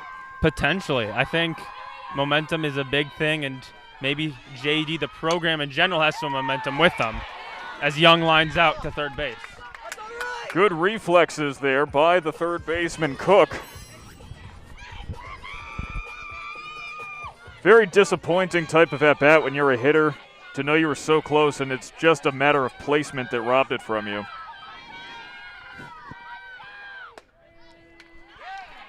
First pitch, a strike for Maddie Ann Cohn. Low ticks that lower outside corner. Ancone doesn't want it. You know, I've just noticed there are bleachers behind us as Ancone nearly takes out the camera. The bleachers are almost empty, but everyone has brought a chair. Looking for that extra comfort with some lawn chairs instead of sitting on a scorching stick of metal. And look at that. If you look in that right home run fence, several fans over there as well. And Cone popped up, heading back towards us. Doesn't hit anybody. We've got the tent over us, so at least we're protected somewhat. Former Little League star David Aitken took that on a one-hopper. Keeping it all in the family, huh?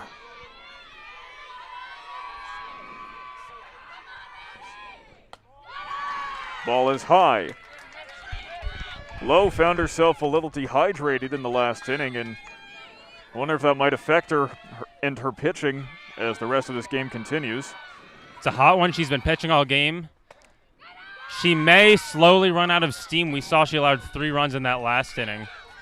But pitching for an out and 2 strikes thus far in the 6th. And that's what the Red Rams have been counting on. That entire 4th inning, they kept working her pitch counts as Ancone fouls it off, brought down by Clifford. 2 outs in quick succession now. And only 4 outs remaining for the Red Rams to find 3 more runs. But that entire rally of the last inning was with 2 outs. That's true. By the way, in the comment section, Thomas Jeter, you have won Commenter of the Year. Best caller commentator ever. I appreciate that. Thomas Jeter, last name of one of my favorite baseball players of all time. But we appreciate all of you at home, all 58 of you. It's a number higher than we've seen in a long time at JDTV, and deservedly so for this fantastic matchup between 2 fantastic teams. Not since basketball season, that's very true, is Sam Aitken. Swings and misses for the 2nd time, down 1-2. So we've got an Aitken on color commentary, an Aitken on camera, an Aitken snagging foul balls, and now an Aitken at bat. Aitken makes weak contact, it dribbles foul. And by the way, you did mention Derek Jeter, one of your favorites. It's also Hideki Matsui's birthday, Gojira himself. Wow. Today is National Loving Day as well, which commemorates the anniversary of interracial marriage being legalized in the United States. Also National Red Rose Day and National Jerky Day. And Sam, I'm not seeing it up there. Is it the 4th of July? It is not the 4th of July. No, okay. You know, with all the weather, all the lawn chairs. You wouldn't know it from the atmosphere. It feels here. a little bit like the 4th of July. All we're missing is a couple of fireworks, like the quarterfinal game when Boulogne sent up 2 drives out of the park. And Aitken keeps going. Aitken doing a good job of staying alive under pressure here. needs to turn this at-bat into a hit, or she'll be hearing about it later. I say in jest. No, she probably will. Good eye. The Red Rams only have 4 outs left. The clock is ticking. There's no clock. If there was, it would be ticking. Exactly. Aitken on the ground, fielded by Cook. Can she beat it out? Taken slightly off the bag, but not enough to allow a hit. 1-2-3 inning for the Maroons. Last inning to play. Rams down 3. The Red Rams are in a desperate situation. The best team in Section 3, and that's not biased, that's pure statistical fact, is currently trailing by 3. It is still a safe situation, and both teams know it. This is for the Section 3 Class A softball championship. We'll see if anyone takes it in just a moment.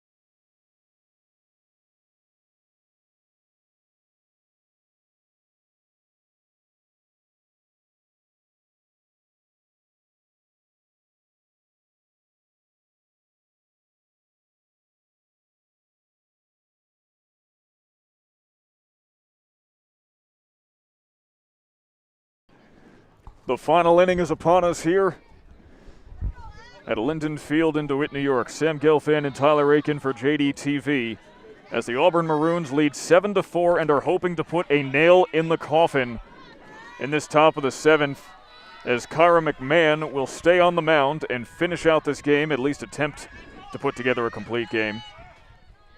And any extent to this lead would be of great help to the Maroons, as the Rams have been struggling today but still within striking distance. The Red Rams, it hasn't been their day at all, but they found a way to stay close enough to have a chance. Emma Merkley, the batter, finds herself in a 1-1 situation. Merkley reached base twice, but is officially 0 for 1.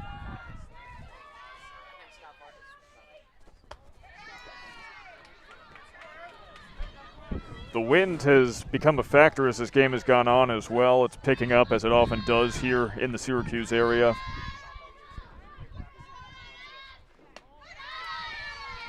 3-1 now for McMahon. Looks like Katie White behind the plate is showing a little bit of frustration. It seems as though Merkley is ducking when that pitch comes in a little bit, but those pitches undoubtedly too high. Strike low. Umpire Sam Cook has been calling him low all game. And Merkley looked like she wanted to jog over to first base, but as Sam Cook said not yet. Well, you talk about framing in regards to catchers, but hitters have to do it too. Merkley on the ground. Fielded by Aitken. 1 out.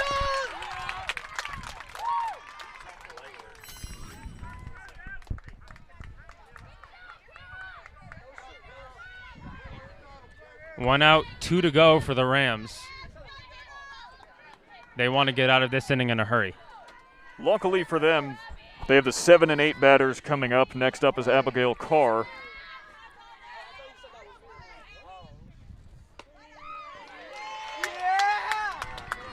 McMahon pushing all the right buttons and finding all the right spots on these last 2 batters.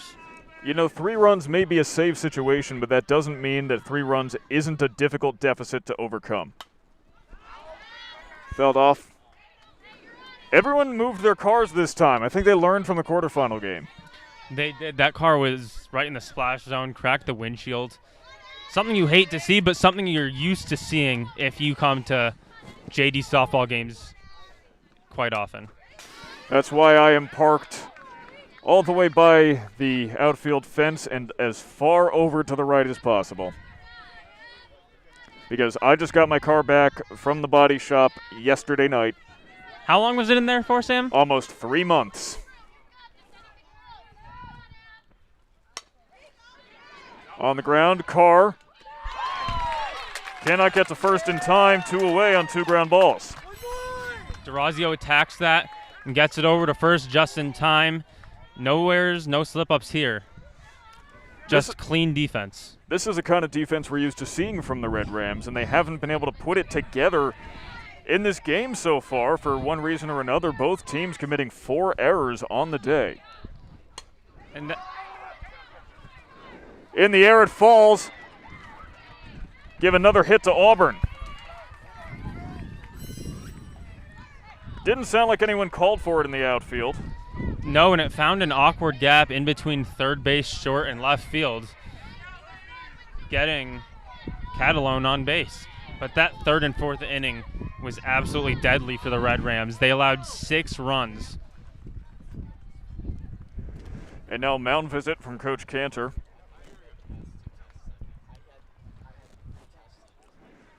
The Rams just looking for 1 out, and they've got 1 runner or 1 batter before they get back to the top of the lineup. So they really want to get Evans out here before they have to face that deadly lineup of Marinelli, Cook, and DeLallo again.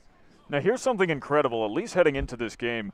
The Red Rams season slash line was .454 batting average, .566 on base percentage, .622 slugging percentage, which is already better than just about any team you will ever come across.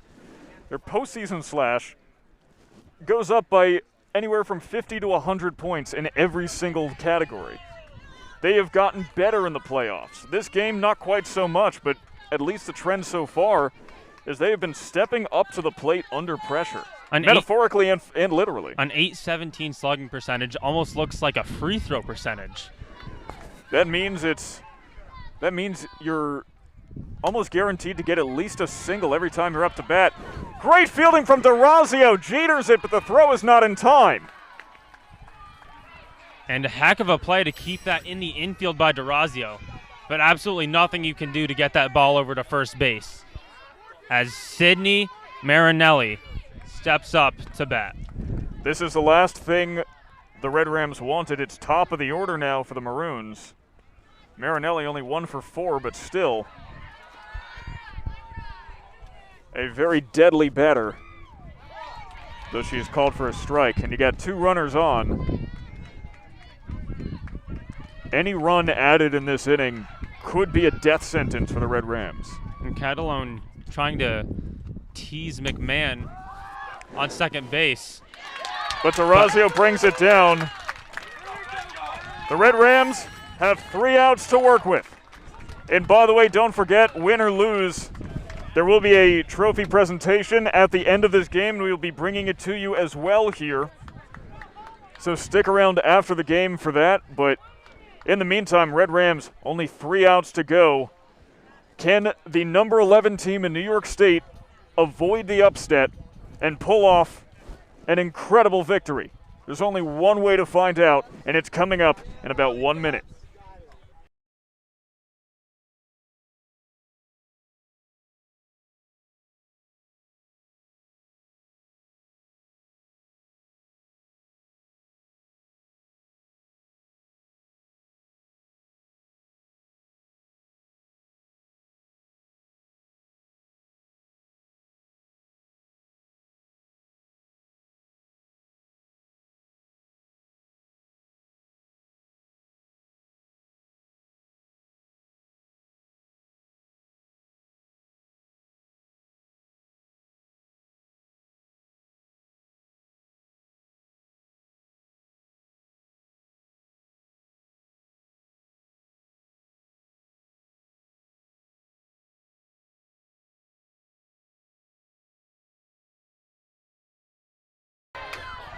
It all comes down to this. Sam Gelfand and Tyler Aitken here on JDTV as the Red Rams are 3 outs from perhaps the biggest upset in the last decade of Section 3 softball. This will be the biggest half inning in softball this year. 3 runs needed to tie, 4 runs needed to win. The Red Rams have the weight of the world on their shoulders, as McMahon steps up to bat. The question becomes, will the Red Rams then find an atlas? Something to shoulder the weight and something to guide them in the direction necessary. And we start with the 9-1-2 batters, starting with the pitcher herself, Kyra McMahon. And she's no slouch at the bat. As we've said, 396 hitting and hit a single last inning to start a 3-run rally. 2-0 now, and this Red Rams bench is electric. And that crowd could be making an impact on Lowe as well as tiredness. It's her 7th inning pitch so far, and she's already showed signs of getting a little bit tired today. 3-0. So she comes into this inning with 3 straight balls, and acting head coach Mike Lowe is standing on the dugout step.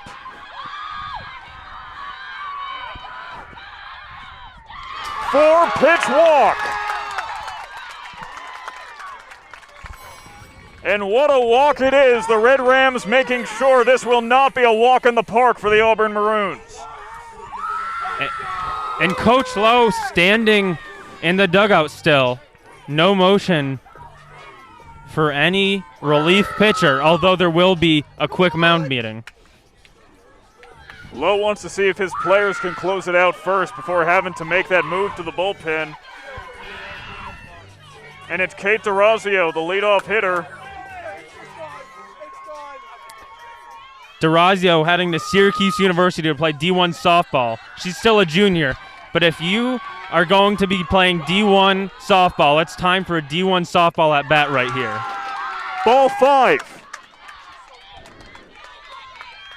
Lowe clearly rattled on the mound here. Like Texas A&M, we're counting balls as long as they keep going. The streak stops at 5. But Madison Lowe, if you think the Red Rams have the weight of the world on their shoulders, imagine being the pitcher. The toughest team in Section 3, you have 3 outs to get. You have a 3-run cushion, but this is a team that has scored 86 more runs than the number 2 team in Section 3. And if I was a pitcher with a 3-run lead and I had to pitch to Kate DeRazio, Miriam Zogby, Katie White, Emily Ballone, Emma White in these next several batters, I would not be excited to be that pitcher. DeRazio, contact, center field, brought it down and bobbled! Could not hold on to it. Runner is safe.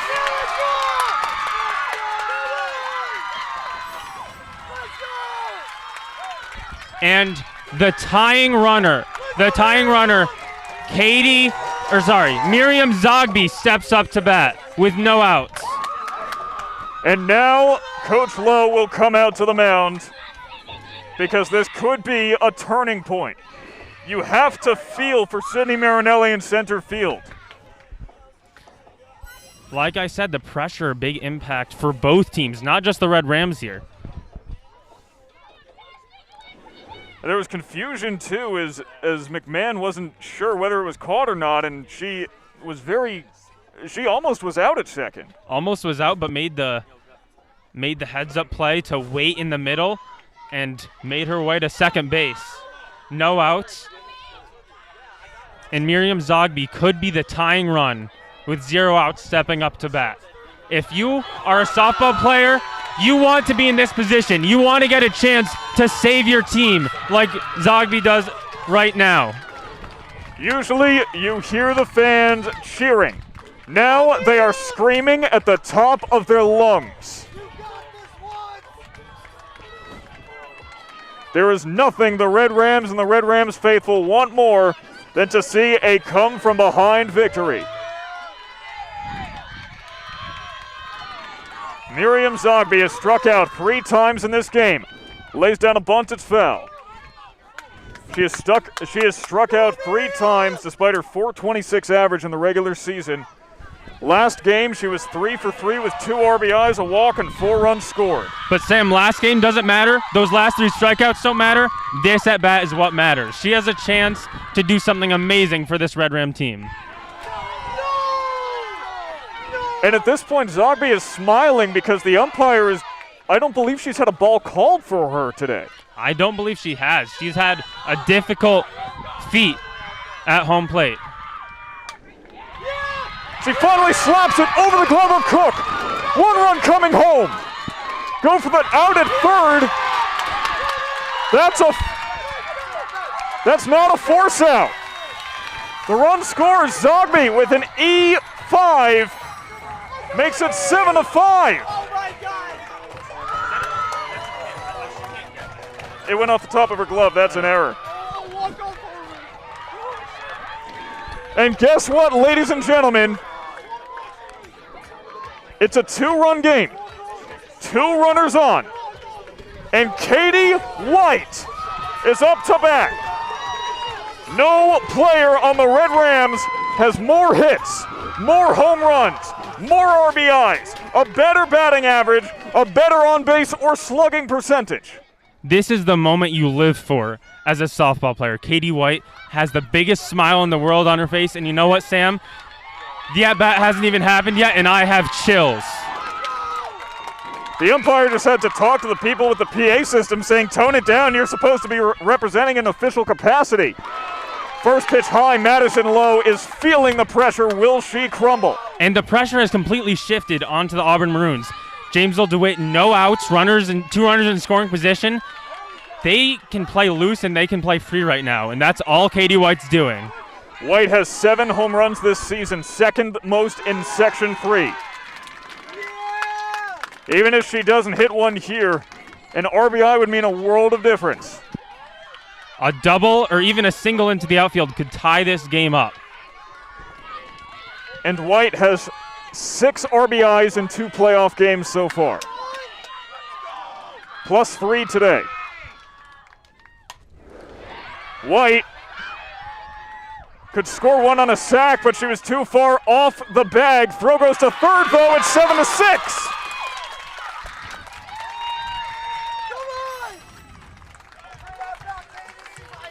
And White, sack fly there, but she has 4 RBIs today. She's had a stellar performance in what has been one of the biggest games of her life. Now just a runner on second and 1 out for Emily Ballone, who is an incredible power hitter herself, second only to White. It's a veritable murderer's row here for the Red Rams. The tying run is on second base. The winning run is at home plate. Ballone has hit 2 home runs in 2 games of the playoffs so far. On the ground past the pitcher. You're kidding me. And the Red Rams hit into a double play to end this game. The Auburn Maroons are your 2021 Section 3 Class A champions.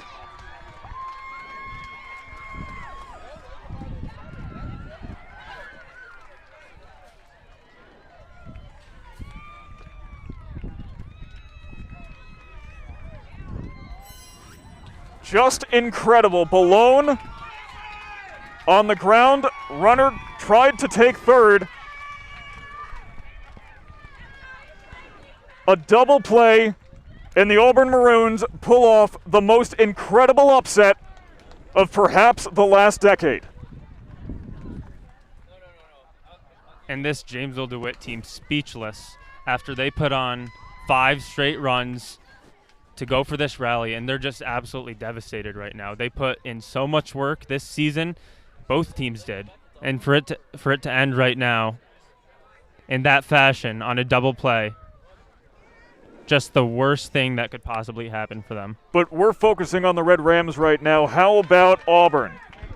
Head coach Kelly Horrible watching this game from the hospital as she gives birth to her second daughter, and what a birthday present it is. She wanted nothing more than to be here today, but the Auburn Maroons have given her the best present they could possibly have given her, the Section 3 Class A championship. And say what you will about Madison Lowe, who let up 5 runs in those last few innings, but she pitched just well enough for her team to take a 1-run victory in the championship game.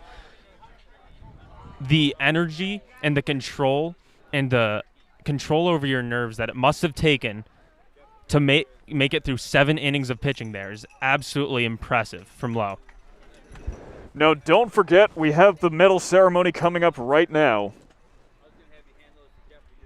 So hold on for just a moment, but the Auburn Maroons have pulled off the upset of a lifetime. A disappointing end for the Jamesville-DeWitt Red Rams, but the Auburn Maroons have just clutched out a season they will never forget. They finish 15-3, winning their last 8, the number 3 seed taking home the number 1 crown in Section 3.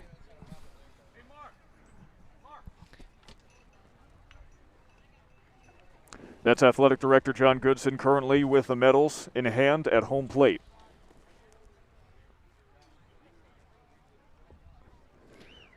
And as the medals are presented, we will drop out, allow you to take a look, and then we'll sign off in just a moment.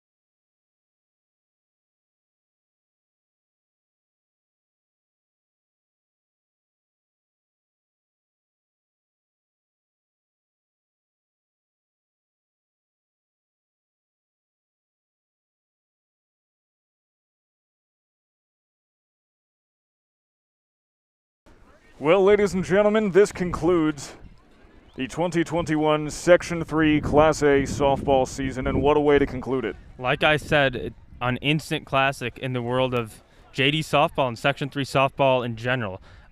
An amazing comeback from the Red Rams to bring it within one run and ending on a double play. Not the way the Red Rams wanted to end their season, but an exciting end nonetheless. Both teams put it all on the line. And major props to everyone for putting some amazing softball on display today. Don't forget to join us at 5 p.m. tonight for our second Section 3 championship matchup we'll be bringing you today as boys lacrosse takes on CBA in the Class C Lacrosse Championship. And unfortunately, Tyler, this is also your last game with JDTV. It's my last game with JDTV, but who knows? Maybe I'll come back next fall, do a game or two, but appreciate everything Sam has done for this program, giving me a great opportunity to send me off to Syracuse next year. But it's been a great season of broadcasting, a great season of JD Sports, and it's not over yet.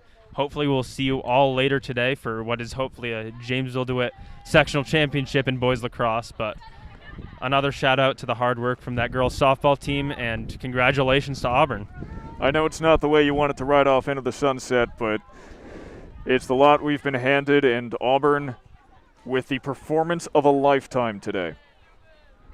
And that'll do us for all of us here at Linden Field in Syracuse, New York. Sam Gelfand here on behalf of my broadcast partner, Tyler Aitken, and all of us here at JDTV. Have a great rest of your day, wherever you may be.